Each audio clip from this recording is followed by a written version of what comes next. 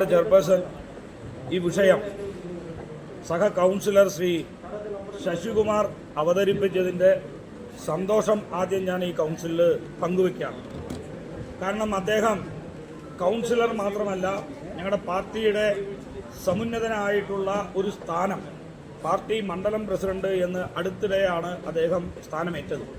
അദ്ദേഹം നടത്തിയ ആദ്യത്തെ പാലക്കാട് നഗരത്തിലെ ജനങ്ങളോട് ഐക്യദാർഢ്യം പ്രഖ്യാപിച്ചുകൊണ്ട് ആദ്യം നടത്തിയ പരിപാടിയും ഈ കുടിവെള്ളം കട്ടുകൊണ്ടുപോകുന്നതിന് എതിരായിട്ടാണ്.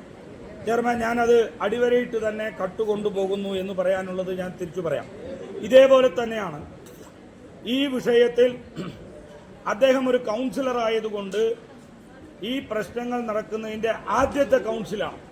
ഈ കൗൺസിലിൽ തന്നെ ഒരു പ്രമേയം അവതരിപ്പിച്ച് ഈ വിഷയം പാലക്കാട് നഗരത്തിലെ ജനങ്ങളുടെ ആശങ്ക ഇവിടുത്തെ ഭരണസമിതി ഭരണഘടനാ സ്ഥാപനമായിട്ടുള്ള നഗരസഭാ കൗൺസിലിൽ പ്രതിഫലിപ്പിക്കണം എന്ന അദ്ദേഹത്തിന്റെ ഉദ്ദേശശുദ്ധിയോടും എൻ്റെ സന്തോഷം ഞാൻ പങ്കുവയ്ക്കാം.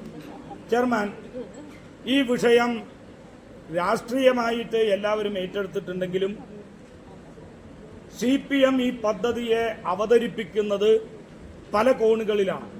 ആദ്യം ഗ്രൗണ്ട് വാട്ടർ, ഭൂഗർഭജലം എടുക്കില്ല എന്ന രീതിയിൽ പ്രചരിപ്പിച്ചു. രണ്ടാമത്തത് എലപ്പുള്ളിയിൽ ജലക്ഷാമം ഉണ്ടാകില്ല എന്ന് പറഞ്ഞു. മൂന്നാമത്തത് മലമ്പുഴയിൽ നിന്നും വെള്ളം എടുക്കില്ല, പകരം മഴവെള്ള സംഭരണി കെട്ടിക്കൊണ്ട് അതിൽ നിന്നുള്ള വെള്ളം മാത്രമാണ് ഉപയോഗിക്കുക. BJPയുടെ കഴിഞ്ഞ ദിവസങ്ങളിലെ സമരപരിപാടികളിൽ വാട്ടർ അതോറിറ്റി ഞങ്ങളുടെ നേതാക്കന്മാരോട് ഉറപ്പ് കൊടുത്തു, ഇത്തരം ഒരു വിഷയവുമായി സർക്കാരോ കമ്പനിയോ ഞങ്ങളെ സമീപിച്ചിട്ടില്ല, ഞങ്ങൾ ഇതിന് അനുവാദം കൊടുക്കുകയുമില്ല എന്ന് തന്നെയാണ് അവർ പറഞ്ഞത്. പക്ഷേ 2 ദിവസം കഴിഞ്ഞ് BJPയുടെ സംസ്ഥാന ജില്ലാ അധ്യക്ഷന്റെ ഒരു കത്തിന് മറുപടിയായി അവർ പറഞ്ഞു മലമ്പുഴ വാട്ടർ നൽകുന്നു എന്ന്. ഇവിടെ CPMന്റെ തദ്ദേശ വകുപ്പ് മന്ത്രിയാണ് ഇത് കൊണ്ടു നടക്കുന്നത്. അദ്ദേഹം ഒരിക്കൽ പോലും മലമ്പുഴ വാട്ടർ എടുക്കുന്നതിനെ അംഗീകരിച്ച് സംസാരിച്ചിട്ടില്ല. നമ്മുടെ ഏറ്റവും വലിയ വിഷമം എന്ന് പറയുന്നത് പാലക്കാട് നഗരസഭ നേരിടുന്ന കുടിവെള്ളക്ഷാമം. ഏകദേശം 2018 മുതൽ 110 കോടി രൂപ പാലക്കാട് നഗരത്തിലെ ജനങ്ങളുടെ ഓരോ വീട്ടിലും കുടിവെള്ളം എത്തിക്കുന്നതിന് വേണ്ടി ചെലവഴിച്ച ഒരു നഗരസഭയാണ്. കേന്ദ്ര സർക്കാരിന്റെ അനുഗ്രഹത്തോടുകൂടിയും കേന്ദ്ര സർക്കാരിന്റെ ഒരു പദ്ധതിയോടുകൂടിയിട്ടാണ് ഇത് യാഥാർത്ഥ്യമായിക്കൊണ്ടിരിക്കുന്നത്. വീണ്ടും 18 കോടി രൂപ ഇനി കോളനി വരാൻ സാധ്യതയുള്ള സ്ഥലങ്ങളിലടക്കം പൈപ്പ് ലൈനുകൾ എത്തി അവിടെ വീടുകൾ വരുന്ന സമയത്ത് അവിടെ കുടിവെള്ളം എത്തിക്കണം എന്നാണ് അമൃത് 2 കേന്ദ്ര സർക്കാർ നിബന്ധന വെച്ചിട്ടുള്ളത്. ഈ തരത്തിൽ പാലക്കാട് നഗരത്തിലെ ജനങ്ങൾക്ക് കുടിവെള്ളം കൊടുക്കാൻ കേന്ദ്ര സർക്കാർ പാലക്കാട് നഗരസഭയും ഒന്നിച്ചു പ്രവർത്തിക്കുമ്പം ഒരു ഭാഗത്തിലൂടെ നമ്മളുടെ വെള്ളത്തിന്റെ സോഴ്സ് ആയിട്ടുള്ള മലമ്പുഴ ഡാമിലെ വെള്ളം മറ്റു പല കമ്പനികൾക്ക് മറിച്ചു വെക്കുക എന്ന് പറയുന്നത് പാലക്കാട് നഗരത്തിന്റെ കുടിവെള്ളക്ഷാമത്തിന് ഒരു മറുപടി തന്നിട്ട് വേണമായിരുന്നു. അതിനിയും തരാൻ പറ്റിയിട്ടില്ല.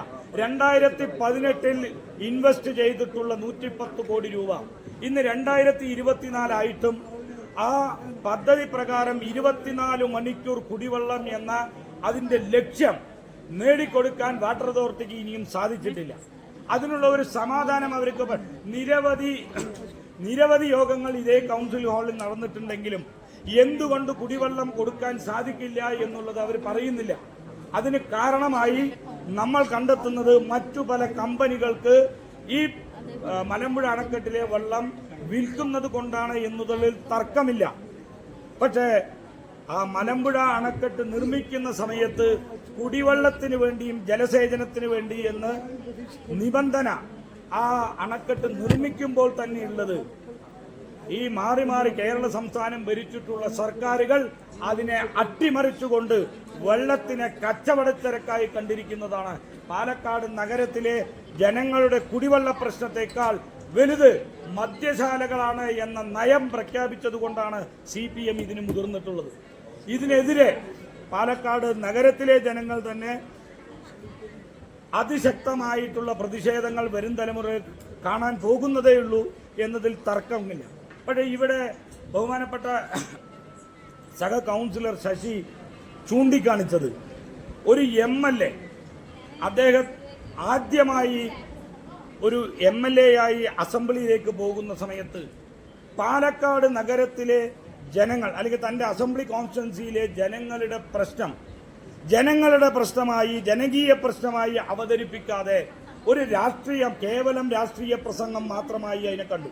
പാലക്കാട് നഗരം നടപ്പിലാക്കിയിട്ടുള്ള അമൃത് പദ്ധതിയെക്കുറിച്ച് ഒരു വാക്ക് അദ്ദേഹത്തിന് പറയാനില്ല.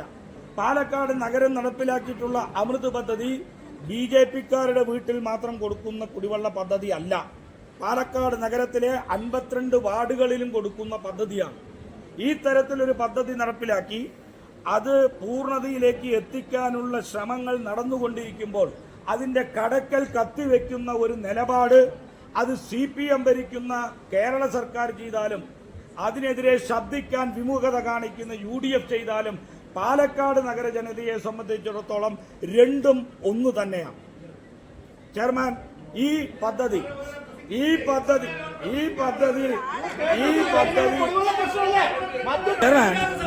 ഞാൻ ഈ വിഷയം ഒരു മിനിറ്റ് കഴിയും. ഞാൻ ഈ വിഷയം ഇവിടെ ഇത്രത്തോളം ആയെന്ന് പറയാൻ കാരണം പാലക്കാട് നഗരത്തിലെ ഈ അമൃത് പദ്ധതി ഈ കുടിവെള്ളം വീടുകളിൽ എത്തിക്കുന്നതിന് മാത്രമല്ല ഒരു മിനിറ്റ് പാലക്കാട് നഗരസഭ അമൃത് പദ്ധതി എവിടെ ഞാൻ അനാവശ്യം പറഞ്ഞത്? പാലക്കാട് നഗരസഭ അമൃത് പദ്ധതി നടപ്പിലാക്കി. അതിലേക്ക് വെള്ളം വരാത്ത രീതിയിലുള്ള ഒരു പദ്ധതിയായി ഇത് മാറും. ഇത് മാത്രമല്ല ഇന്ന് കുളങ്ങൾ പുനരുജ്ജീവിപ്പിക്കുന്ന പദ്ധതി അടക്കം പാലക്കാട് നഗരത്തിലെ ജനങ്ങൾക്ക് വേണ്ടി നടപ്പിലാക്കിക്കൊണ്ടിരിക്കുകയാണ്.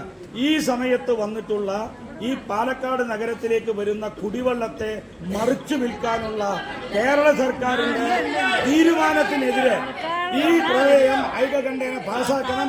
ഇത് സർക്കാരിലേക്ക് അയച്ചു കൊടുക്കണം.